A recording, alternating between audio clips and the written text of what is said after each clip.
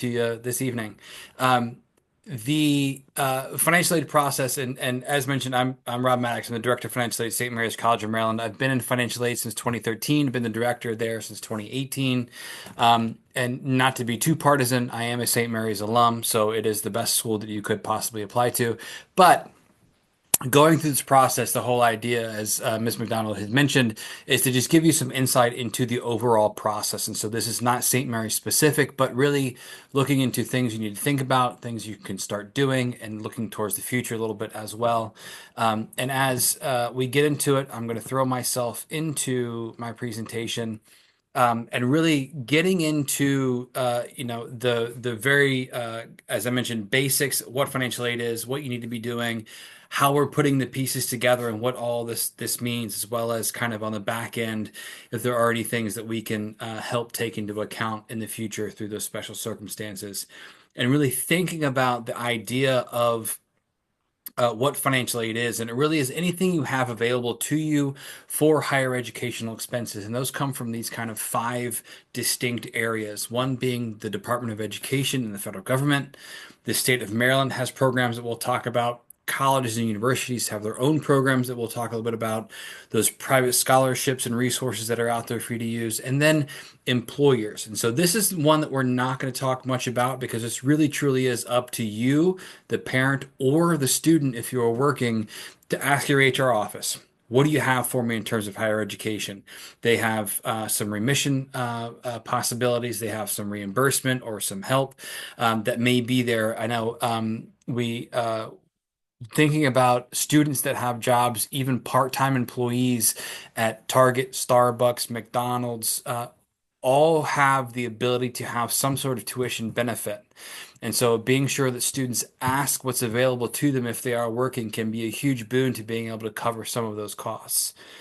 But really thinking about other than asking your HR office, how do we get to all those different opportunities? And the application process really for everyone here is going to start with studentaid.gov and then FSA ID. So the FSA ID is your login information as well as your legal electronic signature for the Department of Education that you will use year after year after year to get in and file the free application for federal student aid. So be sure you keep that. You have that saved somewhere, secure to be able to get into that resource again. This is just a quick look at what the Department of Education federal student aid website looks like. This is this year's FAFSA page.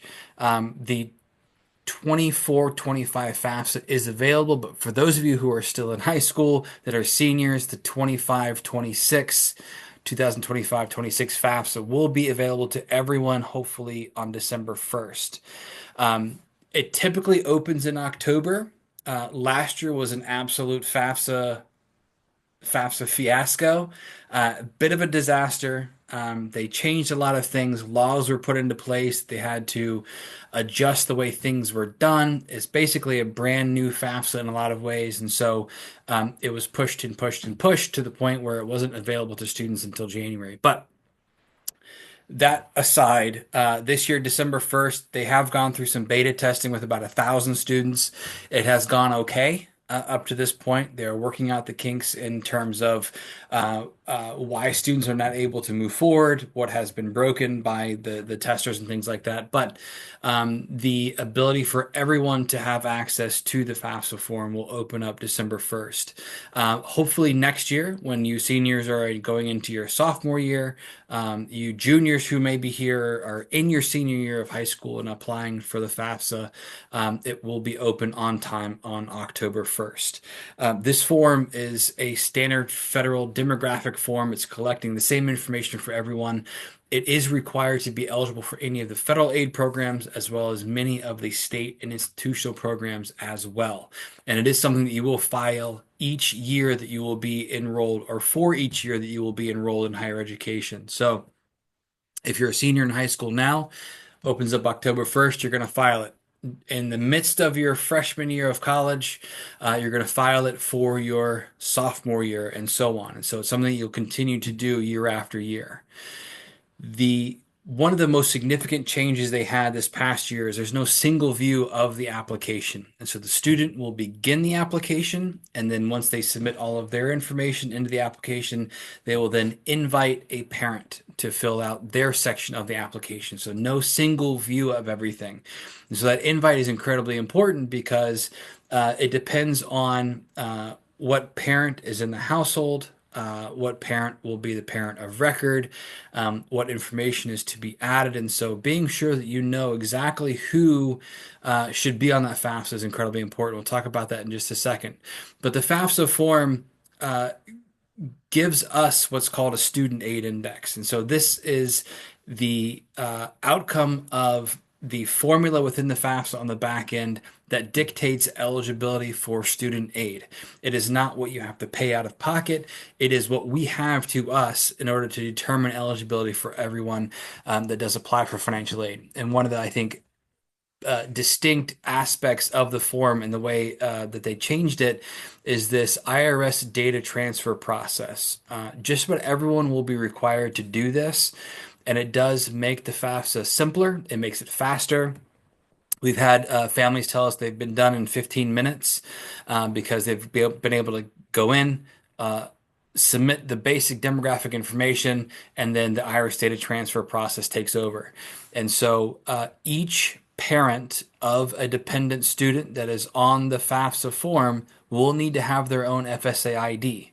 That way they can sign off and approve the data transfer with the IRS information. So with that being said, if you are a single family household, both biological parents are in the household for the student, that makes it pretty simple. You know who's going to be on the FAFSA. But if you are a student who has either divorced or separated parents, you have to determine who's the parent of record. And this year and moving forward, the parent that supplies the most financial support to the student is the parent of record. So in some uncommon cases, the parent the student doesn't live with the majority of the year is the parent of record because of any support financially they provide to that student. In most cases, it will be the parent the student lives with will be the parent of record, which makes it easy, but it is also that whole household perspective. So if that parent is remarried or there's a step parent, then that step parent information will be included as well. And so whoever is a part of that household of the parent of record will need to have an FSA ID moving forward. So the student will need one, and the parent and the spouse of that parent, who's the parent of record, will need their own FSA IDs. And so it takes a couple of days to get certified through the process in some cases, but it is a process that is pretty quick. You can do that part now. So when the FAFSA does open in December, you can jump in and get that submitted and filed.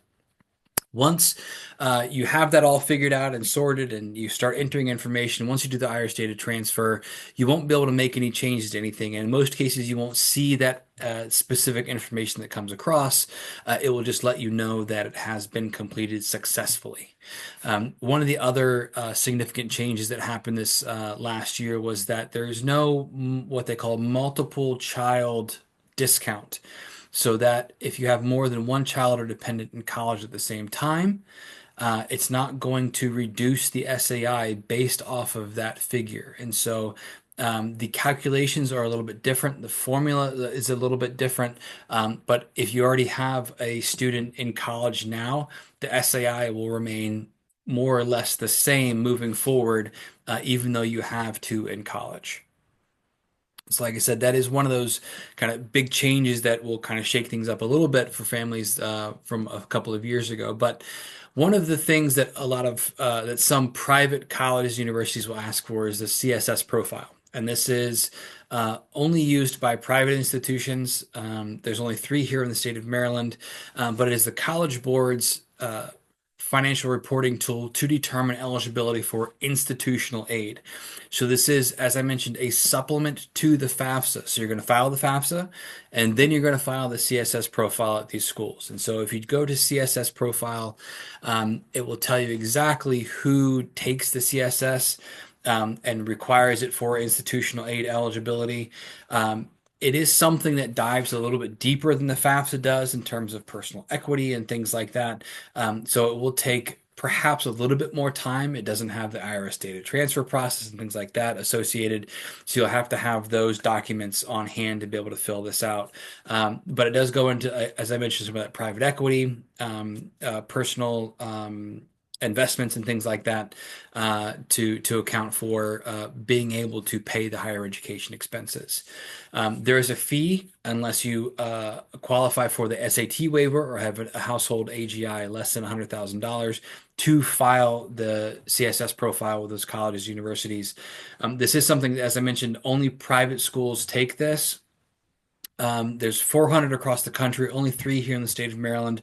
I always remember two, and I forget the third. It's St. John's, Johns Hopkins, and the third one I always forget. But a very easy website to navigate, and you'll be able to filter by state to see who is taking the FAFS, or excuse me, the CSS profile. So if you are applying to somewhere out of state, it is there as well to see if they take the CSS. But again, any kind of public or state schools are not going to require this form. And so I forgot to mention at the beginning, if there are any questions that you have that pop up throughout the presentation, throw them in the chat. If I can answer them kind of throughout what I'm discussing at the time, I certainly will. Otherwise, we'll circle back at the end, take those questions, and be sure you have all the answers you need for the evening. But really thinking about how we use all of this information, there's a couple of pieces involved. And one is we talked a little bit about the Student Aid Index or the SAI and the FAFSA formula, but it's really important to understand that this is your Student Aid Index number. This is yours regardless of where you're going to apply to college.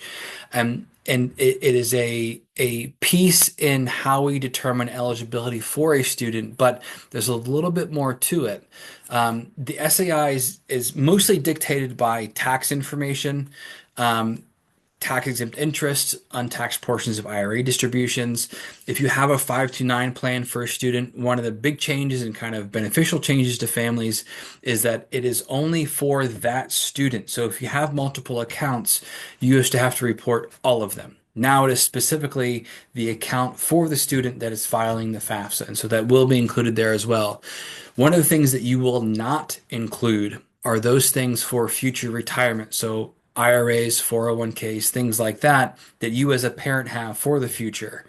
And so going through and being able to ask questions of the Department of Ed, they've made it very easy to either click the little question mark button next to the question to get specific information or chat with them and live chat, send emails, make phone calls. If you do have any specific questions as to what to include and what not to include. But the tax information pulled from the IRS is really the biggest driver of this SAI calculation. And this calculation, as I mentioned, is really, really important because there are two distinct parts to how we determine what a student is eligible for and how we determine how much they receive. And the first part of that is the cost of attendance, what it costs to be a student at an institution of higher education. This includes two distinct parts: your costs that we will charge you, those direct costs, tuition, fees, housing, meals, all that good stuff that's going to be that you'll see on the student bill. And then those things that we are not going to charge you, but we know it costs to be a student at our institution. So most schools do not charge you for books, yet it will cost something to buy books while you're a student there. We're not going to charge you for transportation expenses, but especially if you're a commuter student, it's going to cost you something to go back and forth between home and campus. And so keeping all of these things in place, the cost of attendance can differ even within the same institution. And so a lot of times schools that have a university that has a College of the Humanities versus the College of Engineering or the College of Nursing are all going to be different costs because the fees associated with that program will differ. And so small colleges like St. Mary's College of Maryland, single cost. If you're living on campus as a Maryland resident, we're going to charge you the same thing for everyone, no matter what your major is. On the other hand, at a large university, depending on the program that you're enrolled in, it will be different. And so keeping those things in mind, it plays a big factor in how we determine what a student is eligible for because that cost of attendance that we just mentioned, minus your SAI, which we said is yours, it stays the same regardless of the college university you're applying to, gives us your demonstrated financial need. That financial need is not, I need money for college, but is a distinct factor in how we determine what you're eligible to receive because there are two categories of aid: need-based aid and non-need-based aid. And so need-based aid, a student must have demonstrated financial need based off of this calculation in order to be eligible. Non-need based aid, no need required. And so in most cases, you're going to see these types of aid awarded based off of either need or non-need. Scholarships, for instance, in most cases are non-need based aid. It doesn't matter if you have need or not. Grants, on the other hand, are typically need-based aid. And so a student with need may be eligible for a grant to the college university you're planning on attending. Those are both gift aid, which is free money to help cover the cost of the education. On the other hand, self-help aid, loans that you pay back in the future, or work study programs where you work and they give you a paycheck, a lot of times have distinctions as to what you're eligible for based off of that demonstrated financial need. So it's really important, I think, in understanding that when you file the FAFSA or you file the CSS, it's going to give you a number and that will dictate what you're eligible for. And this will depend on the college university you're applying to as to what their costs are, as to what you're eligible to receive. And so as we looked at this calculation, if a cost of attendance of one, we'll call it college A, is $20,000 and the SAI is $20,000 and you have zero financial need. On the other hand, college B that you're admitted to has a cost of attendance of $70,000. Your SAI is still $20,000. You now have financial need of $50,000 at that college university. So understanding that and how we put those packages together, I think can play a huge factor in how you're making the decision on where to attend, what is truly affordable, and gives you some insight into how we figure out what you're eligible to receive. So you know that kind of on the back end, we're just not making it up as we go. But really, these types of aid, we're going to put all those together in your package that we know you are eligible for. So I did see a couple of questions pop in, and Jen, thank you. I see you've answered some of them for me. I appreciate that. But moving forward, we saw at the very beginning that circle where aid is coming from. So the sources of aid, and really one of the not the largest in terms of dollars, but every college university has institutional funding for students, if it be scholarships, which are in recognition of the student achievement of some kind. And so it can be academics, it can be leadership, it can be the arts, it can be really just about anything that the college university wants to recognize a student for. It is important, though, to understand that universities may have separate scholarship deadlines for their scholarship applications than are deadlines for applications for admission. And so being sure that you have and know what all of those dates are so that you can get the information in on time is incredibly important because the deadline is a true deadline. If you miss that date, you are no longer eligible. And so in the idea of having these scholarship deadlines, you have to know exactly when to get that application in, even if it is before your application for admission, which can be a little bit tricky. And so being sure you have all that sorted and in place is incredibly important. On the other hand, grants are typically based off of financial need. And so a student who has financial need, the institution wants to help cover some of that cost as best as they can to make it as affordable as possible. Accessible to all students is kind of the idea behind that. But the state of Maryland, sorry, has some great resources out there for everyone. And so, again, deadlines are incredibly important when it comes to this. March 1, 2025, moving forward for those of you who are seniors, is the deadline for the FAFSA to be submitted for eligibility in any of the need-based programs through the Maryland Higher Education Commission. And these are huge programs for students in that one of them for high need students is awarding just over $22,000 per year. So a great opportunity for a lot of students out there. But A lot of different programs that Maryland has in place, either it's occupational or special populations. Being sure that you have your FAFSA in on time, again, as I mentioned, is incredibly important to meet that deadline to be eligible for all of those programs that are out there. Maryland funds have to be used at a Maryland school, so unfortunately, you cannot take them cross state lines. But almost all of the private schools in the state of Maryland, as well as all of the publics, do participate in the state funding opportunities out there for students. And I will say one that we always push and kind of get students to apply for are those legislative scholarships. If you go to mdelect.net that you see there and put in your home address, it will tell you who your senators and delegates are here in the state of Maryland and how to get in contact with them. To get in contact with them, being able to go through and figure out what their application process is, and then submit that application for those funds. Every senator and delegate has money for students in college. We find year after year that they're awarding and re-awarding the same students because they have more money than students that are applying for the funds. And so again, reaching out to your senators and delegates in the state of Maryland, finding out what their application process is, and being a part of that pool that receives some of that money, again, just another opportunity for students to find that additional funding. And in terms of the federal government that we talked about is the largest supplier of financial aid. The three big grant programs they have, the Pell Grant is a grant that is provided as an entitlement to students who file the FAFSA, meaning that if they qualify and the FAFSA tells us who qualifies for that program, we are required to offer it to them. In most cases, obviously, it's free money. Students will take it. They have the option to tell us they don't, but I've never seen that happen. But the SEOG, or Student Educational Opportunities Grant, is what's called a campus-based program. So every college university will come up with their own requirements and their own processes for who is eligible for those grant dollars. And so that will vary a little bit from school to school.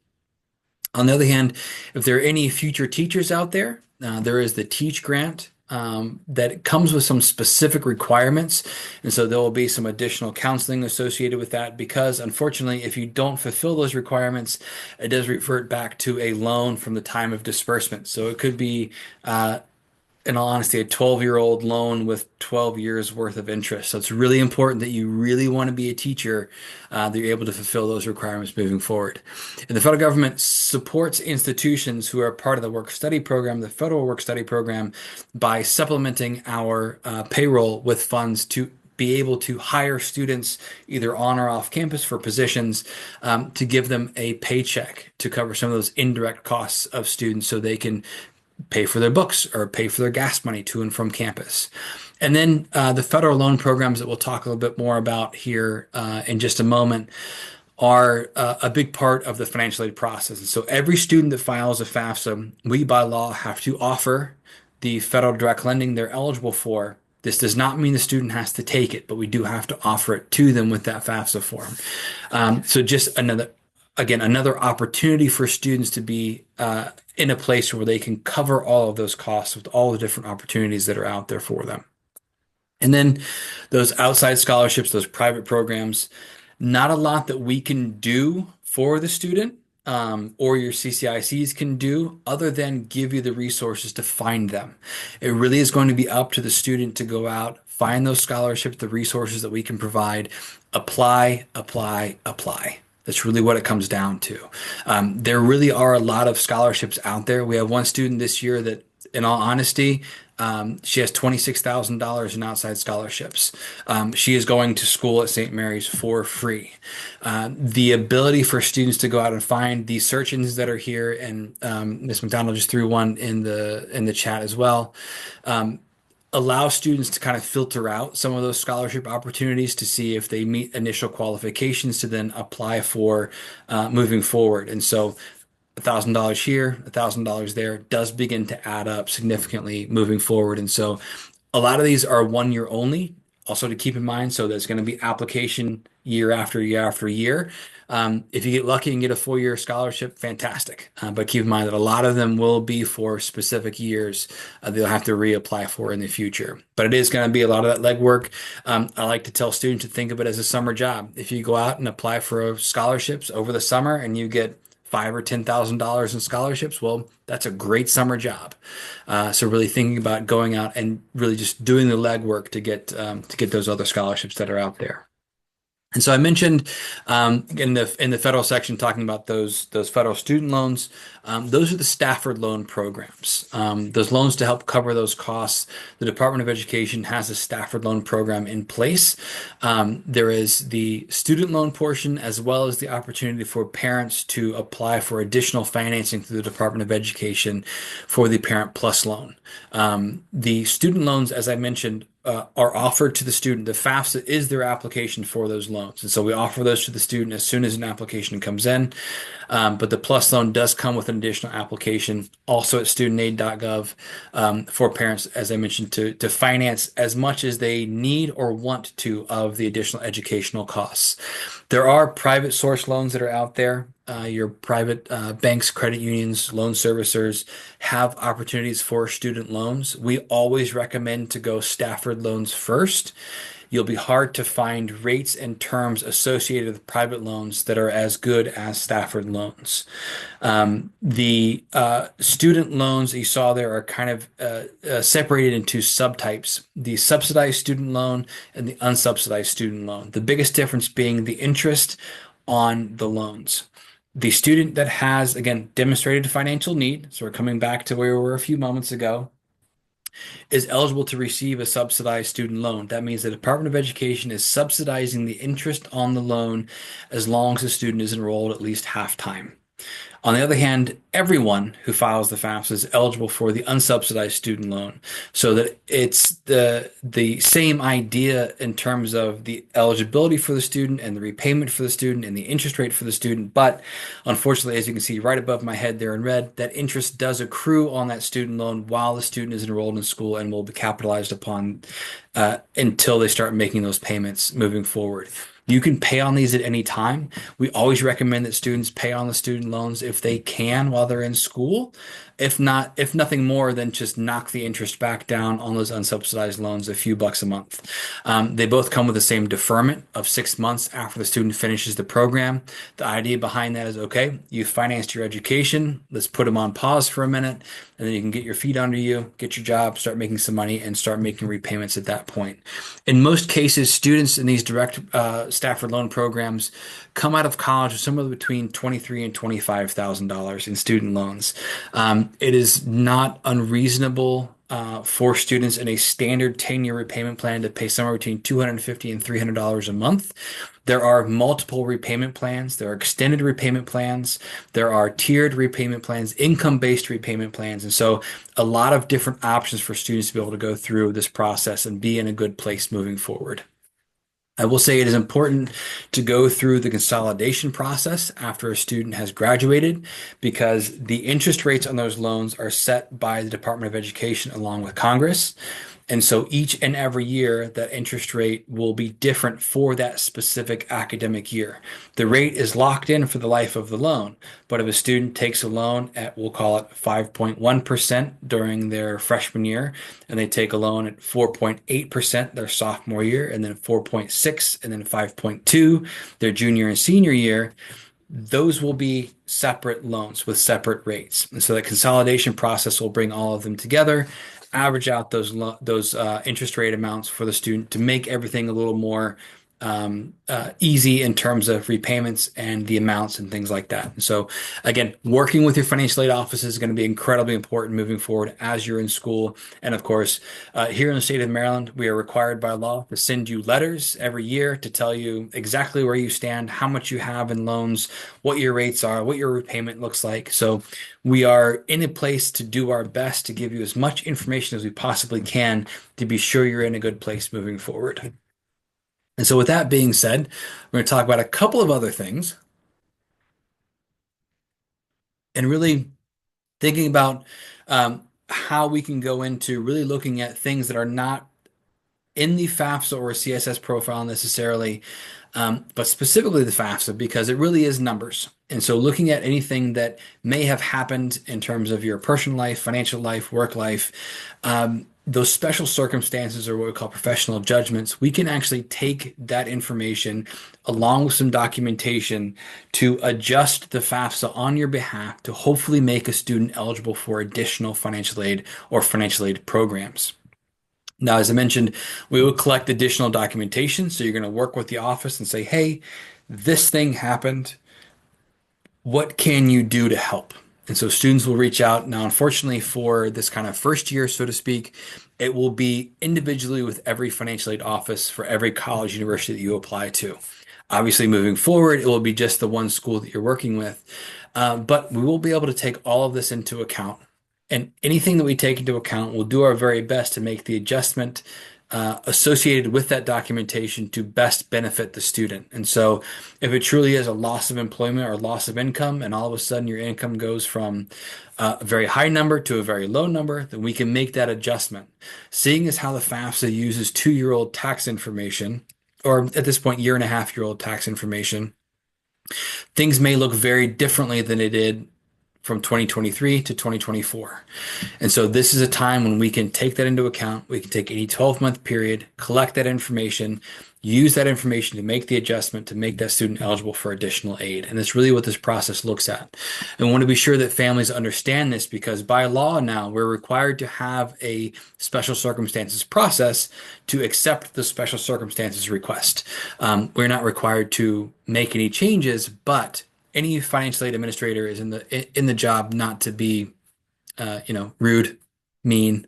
That's not what we're here for. And so really giving the student the benefit of the doubt and giving them as much as we possibly can and doing what we can for them is really what it's all about.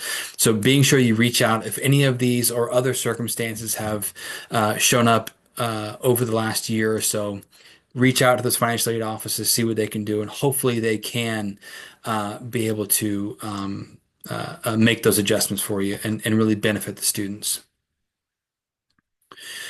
The financial aid packages that colleges, universities send out will vary. So you can see here, this is kind of our St. Mary's schedule, so to speak. Mid-December, pre-holiday break, we're looking to get those early decision, early application financial aid packages out. In many cases, we know College Park in College Park, Maryland, University of Maryland does not send financial aid packages out until mid-March for anyone. So if you're early action, regular decision, whatever the case may be, you're not going to get anything from them until March. We try to get ours out as soon as we possibly can. Some other colleges may wait to a specific deadline other than that. And so putting those pieces together, in a lot of cases, you may have to wait for financial aid information, and that's okay.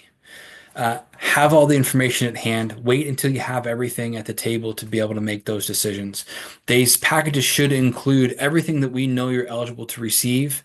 If it's federal or state or institutional money, the federal loan options, any other grant program they may have, to be able to give you the best opportunity to look at really being able to use some of the tools that are out there. And so one of the great things that the studentaid.gov has is the college cost worksheet. And so figuring out what a college or university actually costs a student to be there, as well as when you have that financial aid package in hand, what you can subtract out. How much are you getting in gift aid, so grants and scholarships, to figure out exactly what that net price is going to be. And with that in mind, every college university is required by law to have a net price calculator on their website somewhere. This should give you kind of a basic insight into their policies for gift aid, through their awarding policies, to give you a good idea of what you're actually going to be paying out of pocket, that net price cost. And thinking about that, the difference between cost and net cost really is that gift aid. And so really looking at colleges and universities, when you're making the comparison, if you get a scholarship for $30,000, if you get a scholarship for $6,000, that doesn't matter as much as what they charge you. And so, yes, you've earned it. You should absolutely be proud of the scholarship that you received, but does it have as much buying power as the $6,000 scholarship does? So that $30,000 scholarship is likely coming to you from a school that costs $60,000 or more. So you still have, we'll call it $60,000 in terms of cost, a $30,000 scholarship. You still have $30,000 in net cost to come up with. Now, here at St. Mary's, all in, you're looking at about $28,000 for a Maryland resident. We offer a $6,000 scholarship. Your net cost is $22,000. So the difference of $8,000 there is a huge amount of money. And so being able to go through and look at, okay, yes, I did receive the scholarship, but is it still going to cost less? Or is it still a good of value as the other school that awarded me, say, a smaller scholarship? And even though value is a bit more subjective, I think it plays a huge role in this process because if it is a school that you're getting something out of at a higher rate as opposed to what you were paying, then it is a higher value institution. Do they have the programs that you're looking for? Is it a place that you want to be? Is it a place that you can grow academically and personally? And taking all of these pieces into account, are they graduating students in 4 years? Most likely, or are they graduating students in 5 or 6 years? Most likely. And so if you're paying 5 or 6 years of tuition, that's a pretty significant difference in cost if you're paying only for 4 years in tuition. And so that value proposition plays a huge part in this decision as well. And so taking all of those pieces, having all the information, I think is incredibly important because we know as financial aid administrators, CCICs know that cost is a huge factor within this process and making that decision. And so being sure you have all the information at hand. So I 100% and wholly appreciate Ms. McDonald getting in there, answering those questions for me. Are there any other questions that you have? I think there's a question that I haven't been able to answer fully about schools that offer early decision as an Mhm. option and how that plays into the financial aid process. So it should not play a huge part in the financial aid process. Obviously, if you are applying early decision, finances should not be a determining factor as if or you will attend. Um, Early decision is a binding agreement saying that if I'm admitted, I'm in, more or less, no matter what. So if finances are going to be a concern, if you have to wait for the financial aid package to truly make a decision if you can attend or not, don't apply early decision. From an admissions person back in the day, we love students that apply early decision because it makes the job easy. We know they're coming, right? But if you don't know that you can do it financially, don't apply early decision. Um, the ability for colleges to adjust packages is there. Will I say they will do it simply because you applied early decision? I don't think so. In terms, especially in terms of need-based data and things like that, that's going to be really kind of off of their formulas with the SAI information from the FAFSA, or if they take the CSS profile, how they use that information that is in there. And then there is a question about the 401k in CSS versus is that Yeah, and that's why I said that CSS profile does dig a little bit deeper into your personal finances. So yeah. they will expect you to use everything at your disposal to pay for the educational costs. And that is correct. The FAFSA does not take that into account. Anything that you have as a parent for future retirement is not included on the FAFSA form.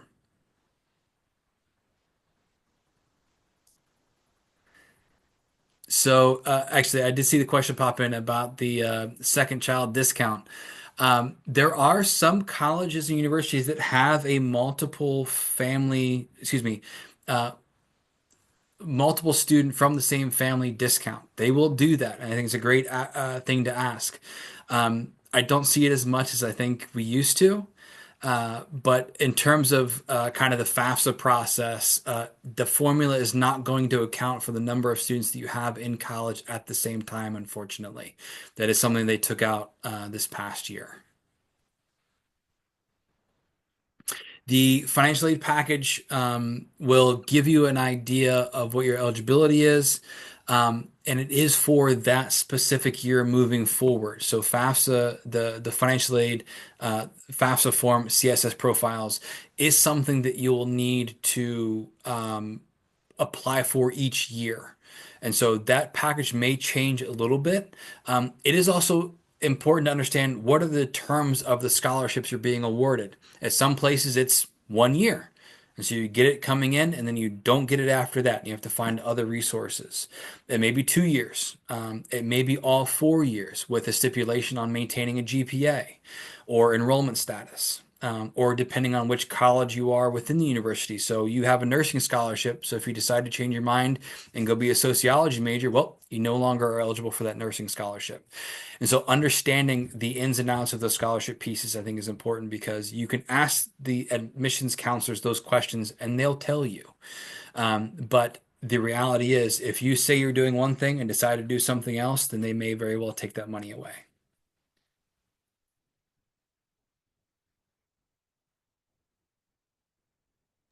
And just to reiterate, because I saw part of that question was, do you have to reapply every year? If your financial aid package is based on FAFSA data, then my understanding is you do have to keep applying for the FAFSA every year, right? Yep, that's absolutely correct. Now, in many cases, scholarships are not associated with the FAFSA or FAFSA filing. So we always recommend students and families file the FAFSA at least the first year. If you decide you don't need what's offered, then it's totally fine to not file the year after that.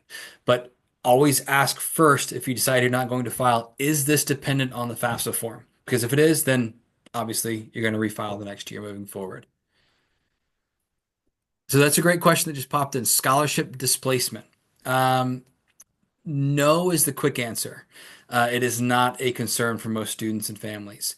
In many cases, so here in the state of Maryland, Maryland actually passed a law about 4 or 5 years ago that we're not legally able to reduce the amount the institution has initially offered to the student based off of them receiving Maryland state funds. Now, I will say that if students go out and receive outside scholarships, there are some cases where colleges, universities will reduce what they have offered in terms of institutional money? That is a great question to ask. Ask your admissions counselors there, ask the financial aid advisors there. Unfortunately, the best answer that you will get from someone like me in this case is it depends. Because it depends on your specific situation, it depends on the college, university, and it depends on a couple other factors as well. So that depends on the college, university, as if they will replace that funding or not.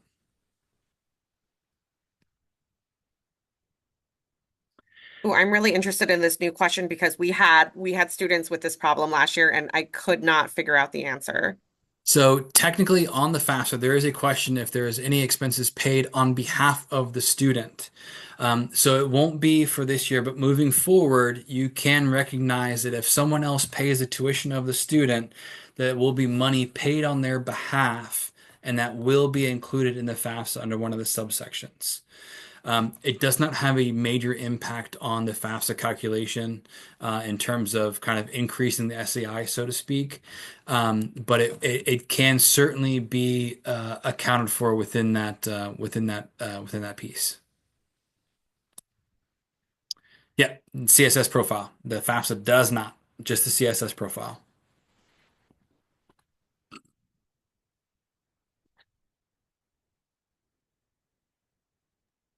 Anything else? I'm honestly surprised. Oh, here's one. Um, Yeah, so question about 529 plans.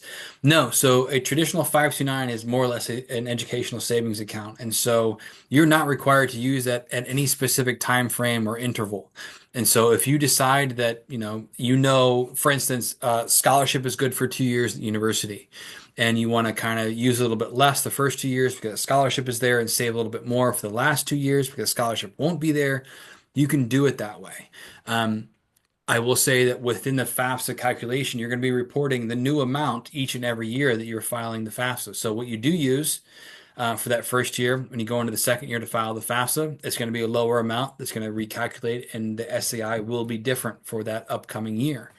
Um, so it can, in a way, in a very small way, uh, adjust the eligibility for a student based off the usage of the 529. Um, but you're not required to use it in any particular way. Now, if you have a prepaid college trust where they're going to cover an in-state tuition, you've paid into it, it's going to cover the full tuition amount. That's going to work a little bit differently because you're not deciding what you're going to use for each and every year, but it is a 529 account that you will have to account for. Yes, December 1st, as far as we know right now, the Department of Education has promised us that it will be available December 1st, but they did that last year too. So keep an eye out on the studentaid.gov webpage. They're continuing to update that information to make it readily available to students. But as we know right now, yes, the FAFSA will be open December 1st, and you can go in, start the FAFSA, save it, come back to it later if there's any need to come back and continue filling that out. So you don't have to do kind of an all one sitting. And yeah, you can apply for your FSA ID now, but don't make the mistake that a lot of kids had started doing of filling out the 24-25 FAFSA. That is really for people who are in college right now. You want Right. the 25-26 FAFSA. Right. And in that same kind of same vein, do not file the FAFSA if you are a 10th grader. Wait until you are a senior in high school when it opens for it's academic year specific. So wait until it opens for that academic year. So if you're a 10th grader, that's going to be the 28-29 FAFSA, which sounds crazy. But yeah, so 28-29. And based on how it was last year, there was a general deadline, priority deadline, correct? Is that March 1st for this year for FAFSA filing? For the state of Maryland, yes. Okay. A college may set their own kind of priority deadline. The state of Maryland, and so there's no specific deadline federally to be eligible for their programs. But a college may set kind of a deadline in Okay, terms of right, eligibility right. for So my car institutions. didn't break it. And you're like, let me try breaking it. Oh, there we go. The CSS is available now. They've got their stuff together. You can do that now. And then also in terms of, I think one of the questions that I'm seeing is if students are applying now, which a lot of people are trying to hit that November 1st deadline, and then results are going to start coming in January, February, um, when will most schools be able to give a decision that's based on FAFSA in terms of packages, do we think?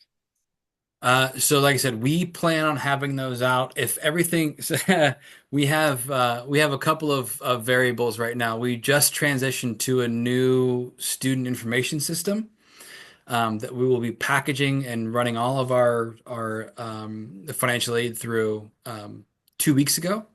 So there's still a couple of small things to work out there, but assuming everything goes as planned, we get the FAFSA information there in the first week of December. By about the 15th or 20th of December, we will have financial aid packages out. Now, that being said, there are some other schools that take a little bit more time to figure out and really, I think budget planning is kind of the best way to put it. That's why, as I mentioned, College Park doesn't send anything out until mid-March because they're working with such volume of students that it takes a little bit more time to figure those pieces out. But I think this year should be a little bit more on track with previous years, save for last year, in terms of when colleges will be getting that information out to students that roll, after December, if they're a rolling admission school, typically it's 2 weeks after admission, they'll have financial aid out to those students. I think once we get into mid-December, that's going to kind of carry on the same way. And in terms of fiscal year tax return, it is the last completed or last filed is so it's not the Right. current year that you're in, it's the one that you already filed and is done. So that Right. would for 23 for Yes. this year. So for those of you who are seniors or have seniors, it will be the 2023 tax year information for the 25-26 school year. And yeah, CSS can be filed now.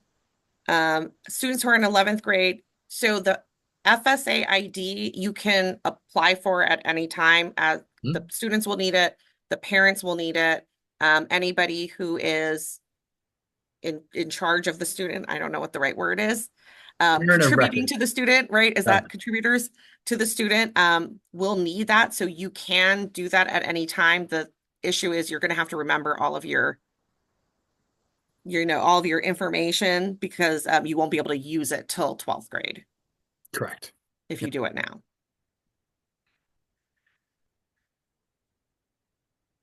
Yeah. Anything else?